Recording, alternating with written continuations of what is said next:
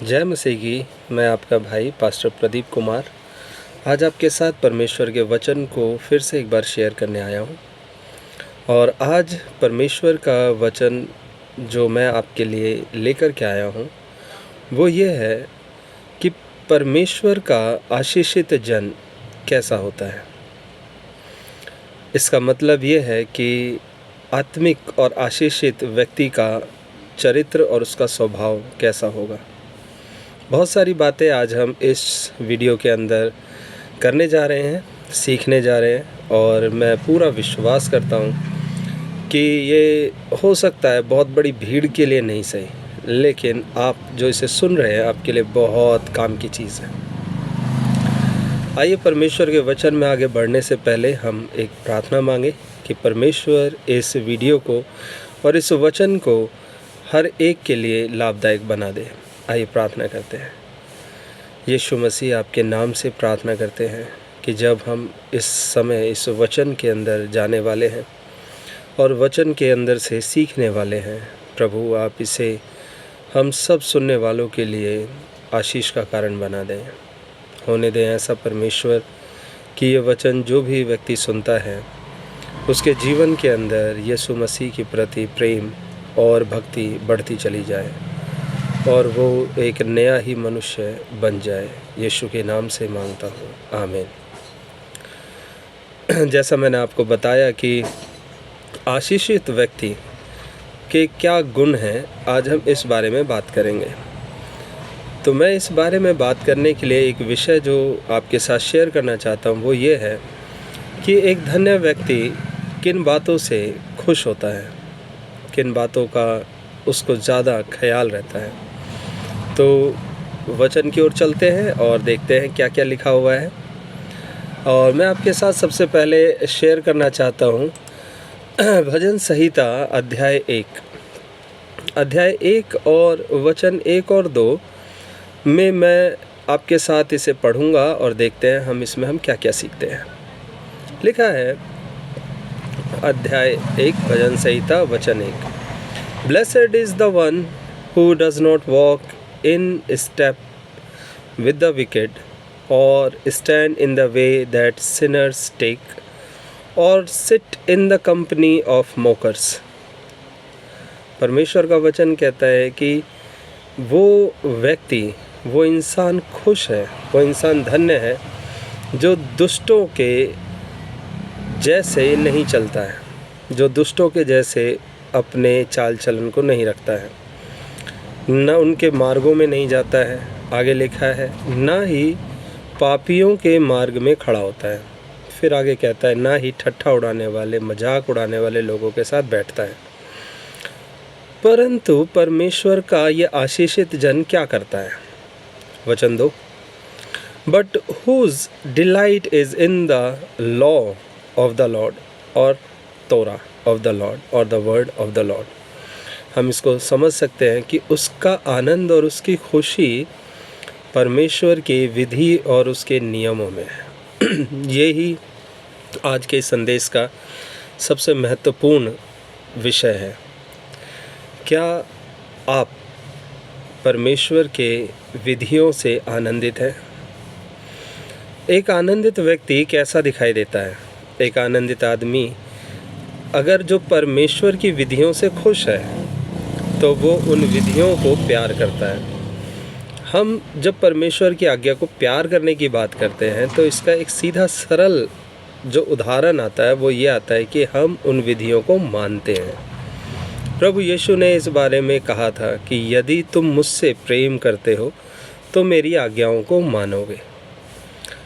यीशु मसीह के साथ प्रेम करने का जो हमारा प्रमाण दिखाना है, यीशु से हम प्यार करते हैं और उसकी अगर हम कोई निशानी दिखाना चाहते हैं तो वो निशानी है कि हम यीशु की आज्ञाओं को मानते हैं।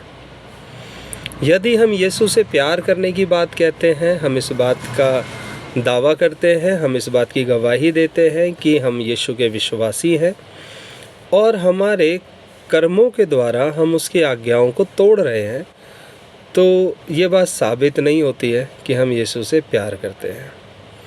यीशु से प्यार करना, और यहाँ पर जो बात लिखी है कि एक धन्य व्यक्ति का आनंद क्या होता है?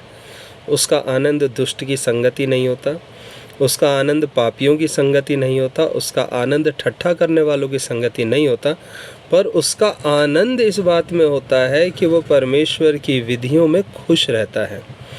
और आगे वचन बढ़ते हुए एक बात कहता है, and who meditates on his law day and night, जो परमेश्वर के नियमों पर ध्यान लगाता है दिन और रात।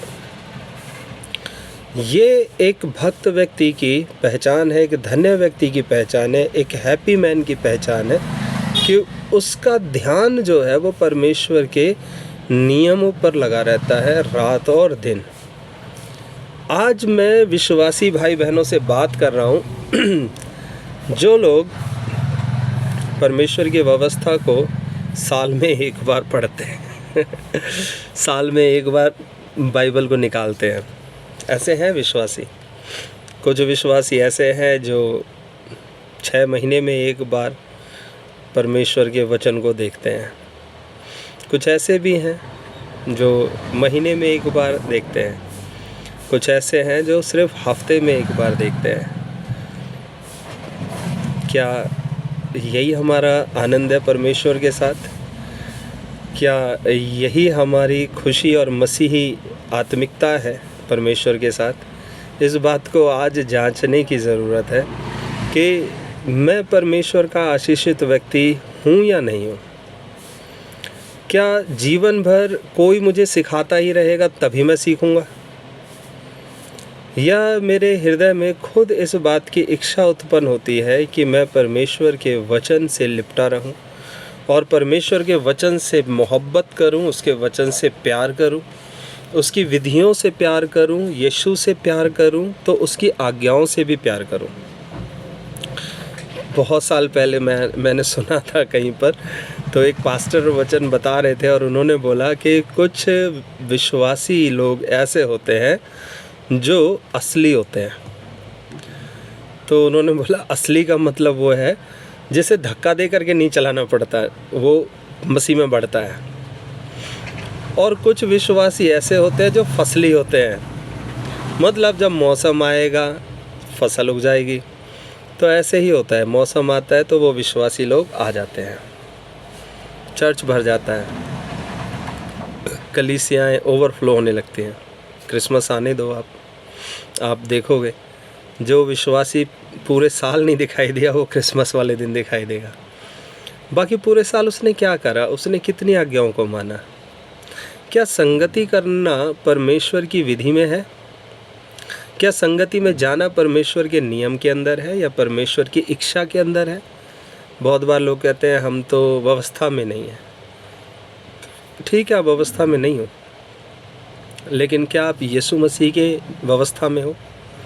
प्रभु यीशु ने क्या कहा? प्रभु यीशु ने मत्ती के सुसमाचार के अध्याय 18 और उसके वचन 18, 19 और 20 में बहुत सरल परिभाषा दी है कि संगति क्या है। लिखा है मत्ती सुसमाचार अध्याय 18 वचन से 20 वचन, वेरीली मतलब सच सच, आई से अनटू यू, मैं तुमसे कहता हूँ, whosoever ye shall bind on earth shall be bound in heaven, कि जो कुछ भी तुम धरती पर बांध दोगे वो स्वर्ग में बांध दिया जाएगा। परमेश्वर यीशु मसीह अपने चेलों को सामर्थ्य दे रहे थे, और सामर्थ्य जब दे रहे थे तो उनको वचन के द्वारा इस बात की पुष्टि कर रहे थे कि तुम इस बात की वास्तविकता को जानो कि जो अधिकार मैं तुम्हें देता हूँ वो अधिकार सिर्फ पृथ्वी का नहीं है, पर वो अधिकार स्वर्ग से उसके ऊपर एक्सेप्टेंस है, स्वर्ग से उसके ऊपर रजामंदी है जो अधिकार मैं तुम्हें दे रहा हूँ। बहुत सारे मैं विश्वासी भाई बहनों को देखता हूँ, ज़्यादातर संगति के नाम पर उनका हमेशा एक एक्सक्यूज़ होता है। एक एक्सक्यूज़ होता है, मैं बीमार था। जैसे स्कूल में हम लीव डाल देते हैं ना, घर में मौज मारते हैं और स्कूल में लीव डाल देते हैं कि sir I beg to say that I am ill मैं बीमार हूँ और मुझे क्या हो गया, फीवर हो गया है और मैं बेड से उठ नहीं पा रहा हूँ। टीचर उसे देखता है, एक्सेप्ट कर लेता है, वो जानता है वो कि ये एक एक्सक्यूज़ है। बच्चे को स्कूल नहीं आना है इसलिए उसने एक एप्लीकेशन डाल दिया। हमारे एक सर थे, बीमारी के एप्लीकेशन पर वो सबसे ज़्यादा गुस्सा होते थे। बच्चे जब बीमारी के एप्लीकेशन लिखते थे तो वो उस समय उनको कुछ नहीं कहते थे। जब वो आता था लड़का, अगले दिन उसकी बीमारी उतार देते थे। बहुत गुस्सा करते थे। उनका एक ही कहना था कि तुम बीमार कैसे पड़े, तुम विद्यार्थी जीवन के व्यक्ति हो, तुम बीमार पड़ना नहीं चाहिए तुम्हें। अपनी कसरत करो, अच्छा खाओ, बीमार क्यों पड़ रहे हो। वो एक ही चीज़ की छुट्टी एक्सेप्ट करते थे, वो था ज़रूरी काम। कि कोई व्यक्ति कहता है कि मुझे घर पर ज़रूरी काम है, इसके लिए वो दूसरे स्टूडेंट से पूछवा लेते थे कि सच में इसके घर पे कोई ज़रूरी काम है या नहीं है। तो वेरीफाई हो जाता था कि कितना ज़रूरी काम है उसको। परमेश्वर सब जानते हैं। हमारे वो टीचर थे, वो काफ़ी तेज़ ब्रेन वाले व्यक्ति थे। वो बच्चे के नस नस को समझ जाते थे कि बच्चा क्या हरकत कर रहा है। क्या परमेश्वर को हम मूर्ख बना सकते हैं? आपको क्या लगता है? वचन इस तरह से एक जगह कहता है कि परमेश्वर को ठट्ठों में नहीं उड़ाया जाता। मतलब ये है कि आप और मैं परमेश्वर को बेवकूफ़ नहीं बना सकते। प्रभु ने आपको अधिकार दिया, विश्वासी बनाया, आपको अपनी संतान बनाया, आपको राइट दिए कि आप प्रार्थनाएं कर सको उनके नाम से, आप शैतान को घुड़क सको, दुखों को, तकलीफ़ों को यीशु के नाम से दूर हटा सको। तो परमेश्वर बेवकूफ़ नहीं है। परमेश्वर को मूर्ख बनाना छोड़ दो। आपके घर में कितना ज़रूरी काम है आपके पास्टर को नहीं पता, लेकिन परमेश्वर की नज़रें आपके घर पे भी हैं। आप कितने बीमार हो, हिल सकते हो, नहीं हिल सकते हो, परमेश्वर जानता है कि आप इस समय क्या कर रहे हो। आप बीमारी की हालत में क्या कर रहे हो, सच में ही बीमार हो या सिर्फ एक बहाना है। तो परमेश्वर का वचन क्या सिखा रहा है? कहता है कि चेलों को प्रभु अधिकार दे रहा है। परमेश्वर चेलों के साथ में बहुत गहरी बातें करते थे। मैं आप सबसे जब बात कर रहा हूँ तो मैं ये बातें एक अन्य जाति भाई बहन से नहीं कर रहा हूँ कि जिसने यीशु मसीह को जाना नहीं। मैं बात उनसे कर रहा हूँ जो यीशु को मानते हैं। कितना मानते हैं, किस ढंग से मानते हैं, इसके ऊपर बात चल रही। क्यों यीशु मसीह का मजाक उड़वा रहे हैं? आपकी भक्ति संसार देख रहा है, किस तरह से आप भक्ति कर रहे हो, ये परमेश्वर देख रहा है। दुनिया भी देख रही है। वो देख रहे हैं कि ये किस तरह के मसीह लोग हैं, किस तरह के क्रिश्चियन लोग हैं, नाम के हैं या सच में काम के हैं। मैं ऐसे लोगों को जानता हूँ जिन्होंने नाम रख लिए क्रिश्चियन वाले, अपने बच्चों के सबके नाम क्रिश्चियन वाले रख लिए। उनको लगता है कि वो क्रिश्चियन नाम है। क्रिश्चियन जैसा ऐसा कुछ है नहीं। जो क्रिश्चियन नाम जिनको हम बोलते हैं, हम जानते हैं वो ज़्यादातर नाम यहूदियों के नाम हैं। और यहूदियों में बहुत सारे ऐसे यहूदी हैं जो आज भी यीशु मसीह को नहीं मानते हैं। तो इस नाम के खेल से तो आप बाहर आ जाओ और आप सच में काम के मसीह बनो। वचन क्या कहता है? Whatsoever you shall lose on earth shall be loosed in heaven। जो कुछ इस धरती पर तुम खोलोगे वो स्वर्ग में खुल जाएगा। आपकी आशीषें, आपके जीवन की तरक्कियाँ, आपके जीवन में सेवकाई, आपके जीवन में आशीषें, सब परमेश्वर ने बोला है तुम उसको बांध भी सकते हो और खोल भी सकते हो। कैसे खुलती हैं, कैसे बंधती हैं? आगे प्रभु कहते हैं, अगेन आई से अनटू यू, मैं फिर से तुमसे कहता हूँ, that if two of you shall agree on earth as touching any thing that they shall ask, it shall be done for them of my Father which is in heaven. वचन कहता है कि अगर तुम में से दो जन एक विषय पर एक मन हो जाएं धरती पर और परमेश्वर से मांगे और मांगे, ये परमेश्वर की ओर से जो स्वर्ग में है मेरा पिता, उसकी ओर से हो जाएगा। कितनी सुंदर बात प्रभु यीशु कहते हैं। बहुत सारे लोग सोचते हैं मैं तो मसीह में आ गया, मैं अब अकेला ही चलूँगा। अकेले चलने का मसीह जीवन है नहीं।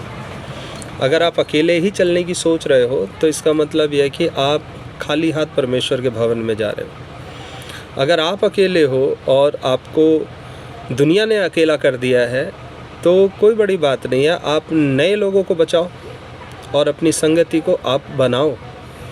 आपको अगर किसी ने अपनी संगति से उखाड़ के फेंक दिया है तो आप परमेश्वर की दया से एक नई संगति बनाओ। आप खुद अगुवे बन करके खड़े हो।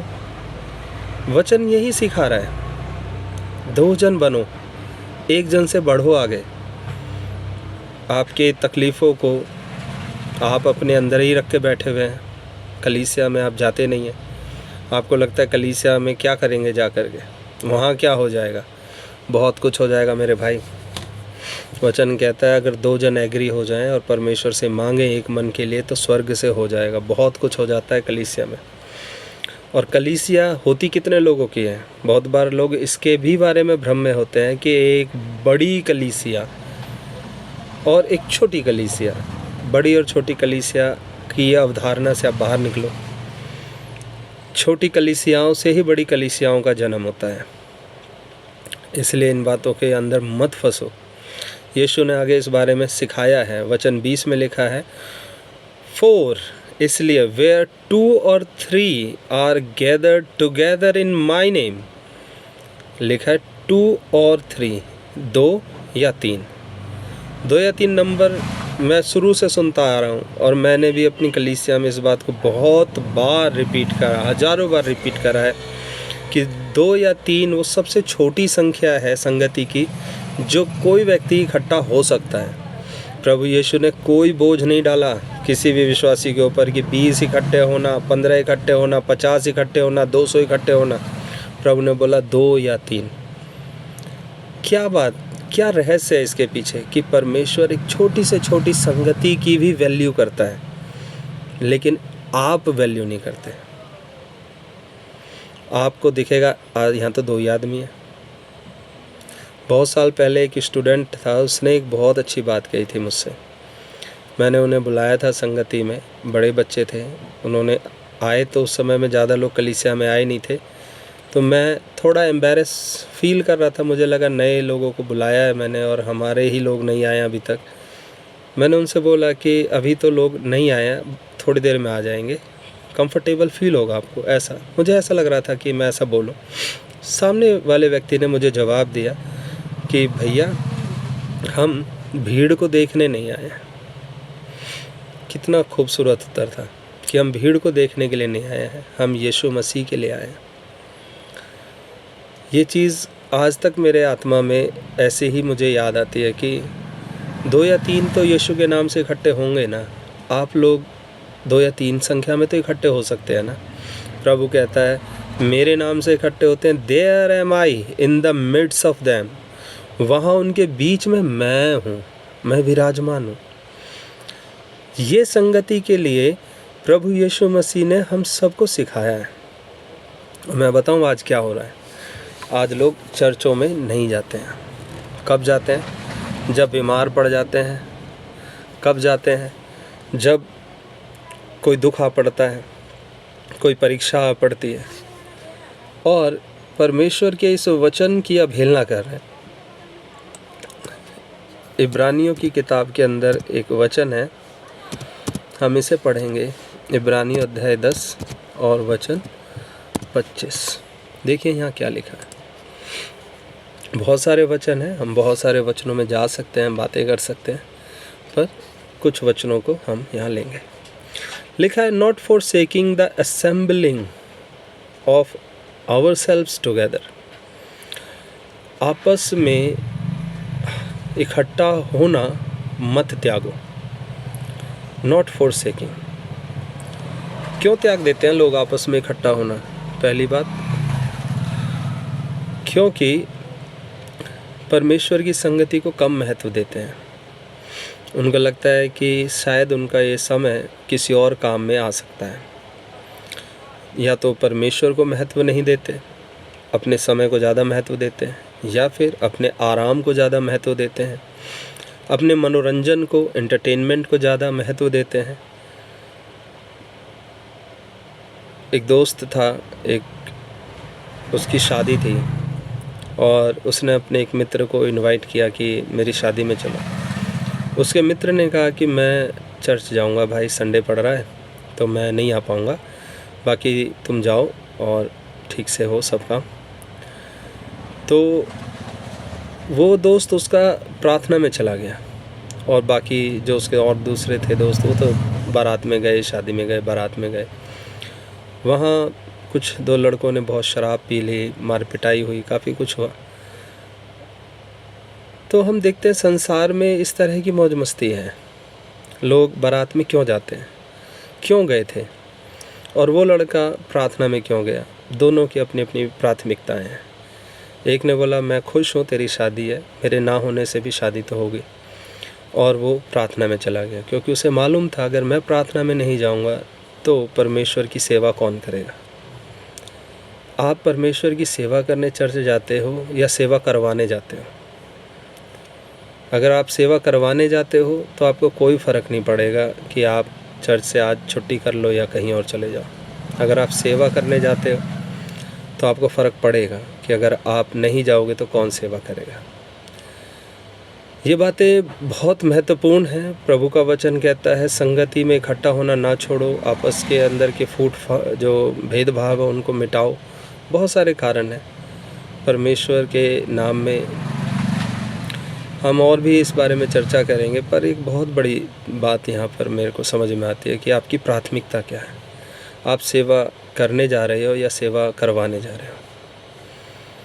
आप घरों में रहते हो, हफ्ते, महीने, साल बीत जाते हैं, आपको कलीसिया का आप चेहरा नहीं देखते हो। कुछ लोग आज वादा करेंगे कि हम तो अब रेगुलर आएंगे पास्टर जी, और अगले रविवार वो नहीं आते। रविवार छोड़ो, कोई संगति का दिन नहीं चुन रखा उन्होंने कि हम फलाना दिन संगति करें या हमारे घर में प्रार्थना हो। लोगों के घरों में प्रार्थना नहीं हो रही है और चाहते हैं सारी स्वर्गीय आशीष मिले, चाहते हैं सारे बंधन टूट जाएं, आशीष का द्वार खुल जाए। कैसे खुलेगा जब आप संगति में ही नहीं जा रहे हो? यीशु ने कहा है 2 या 3 मेरे नाम से इकट्ठा हो, वहाँ जाओ। और प्रभु का वचन क्या कहता है? रात दिन परमेश्वर के नियमों पे ध्यान करो, धन्य इंसान बनो, आशीषित व्यक्ति बनो। क्या बन गए हैं आज हम लोग? हमारे बच्चों को हमने परमेश्वर का भय मानना नहीं सिखाया है। इन चीज़ों में सावधान होने की ज़रूरत है। लिखा है कि as the manner of some is, कुछ लोगों की तो आदत बन गई है संगति को तोड़ना, संगति से अलग हटना। वो बोलते हैं हम क्यों कलीसिया में जाएं, सीट गरम करके वापस आने की हमें क्या ज़रूरत है? क्योंकि वो वहाँ सिर्फ़ और सिर्फ मनोरंजन के भाव से जाते हैं। जब उनको मनोरंजन नहीं मिल रहा है, नहीं जा रहे हैं। कलीसिया का मजाक बना रखा है, उसकी स्ट्रेंथ को कमज़ोर कर रखा है। वचन कहता है आगे, बट एग्जॉर्टिंग वन अनदर, एक दूसरे को उत्साह देते रहो, एक दूसरे को बढ़ाओ। And so much the more, और ये ज़्यादा से ज़्यादा करते जाओ। एक दूसरे को समझाना है, एक दूसरे को बताना है कि भाई प्रार्थना में जाओ, प्रार्थना में चलो, वचन की संगति करो। लोगों को पता ही नहीं चल रहा है, मीटिंग चल रही हैं, प्रार्थनाएं हो रही हैं, कमज़ोर मसीहों के जैसे ज़िंदगी को जी रहे हैं। और वचन आगे कहता है एज ये सी द डे अप्रोचिंग, बिल्कुल कट टू शॉर्ट बोल दिया कि दिन आ रहा है, नज़दीक आ रहा है। किसका दिन नज़दीक आ रहा है? हम मसीह अगर हैं तो हमें पता होगा कि यीशु का दिन नज़दीक आ रहा है। और जब यीशु का दिन नज़दीक आ रहा है तो ये भी आप जान जाए कि उसका वो जो दिन है वो न्याय का भी दिन है, जांचने का भी दिन है, पुरस्कार का भी दिन है, प्रतिफल का भी दिन है। तो आप जो भी मसीह में करेंगे उसका प्रतिफल आप कभी नहीं खोएंगे। यदि आज्ञा मानते हुए चलेंगे तो आज्ञा पालन का फल मिलेगा, और यदि आज्ञा उल्लंघन करता हुआ जीवन जिएंगे तो उसका भी परिणाम मिलेगा। सचेत हो, सावधान हो। मेरी आपके लिए प्रार्थना है कि आप मसीह में हैं तो एक सच में जिंदा दिल बन करके जिएं। हालेलुया, जय मसीह की। खुदावंद बहुत आशीष करे। Bless you.